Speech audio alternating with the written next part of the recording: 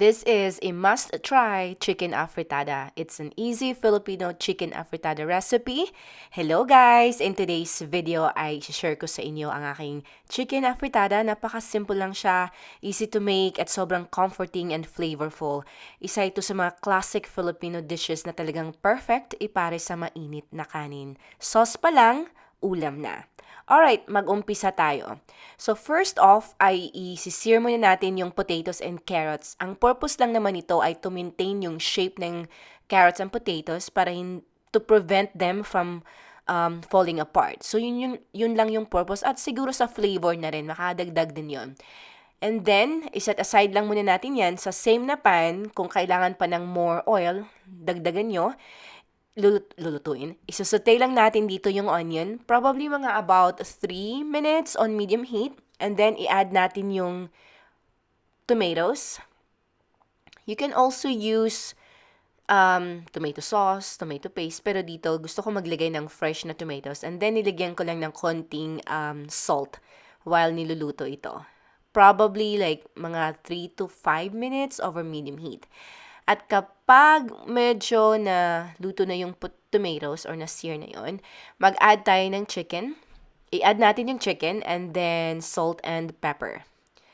And then, kumbaga, give it a good stir mga about, I'd say 5 to 7 minutes siguro. Or at medyo may color na din yung chicken.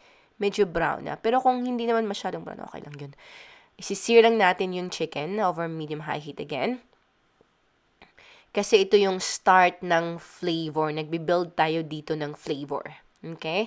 And then, lagyan natin ng garlic. Chopped garlic ang ginawa ko dito. Give it a good stir. Katulad ng nakakita nyo dito sa video.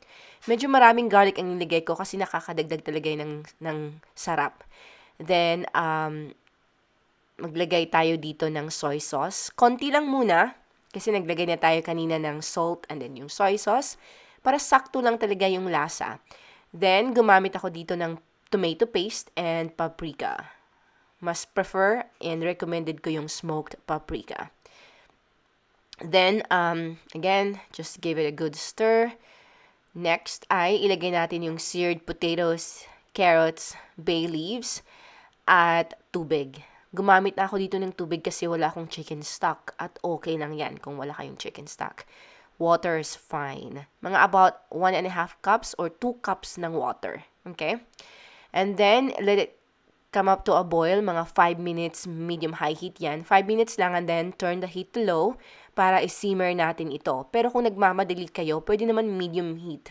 Mga about 20 to 30 minutes. Pwede na. But for me, I like it. Gusto ko na isi-simmer siya. So, sinisimmer ko siya ng mga, sinisimmer ko ng mga 30 to 40 minutes para talagang mag-marry yung flavor. Okay? Then dito, mga after 30 or 40 minutes, tinitikman ko. Kasi yun naman siya sa cooking, kailangan nyo siyang tikman talaga and then adjust it according to your taste. So, naglagay ako dito ng konti lang na fish sauce or you can also use asin.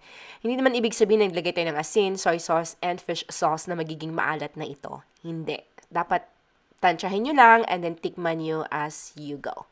And then, at the very end, almost at the very end, naglagay ako ng sweet pepper. Of course, pwede kayong gumamit ng atsal, ng bell pepper.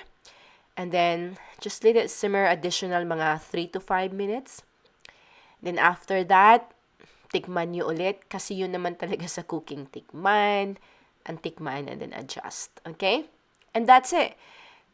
Napakasimple lang nito guys, pero talagang masarap sa kanin.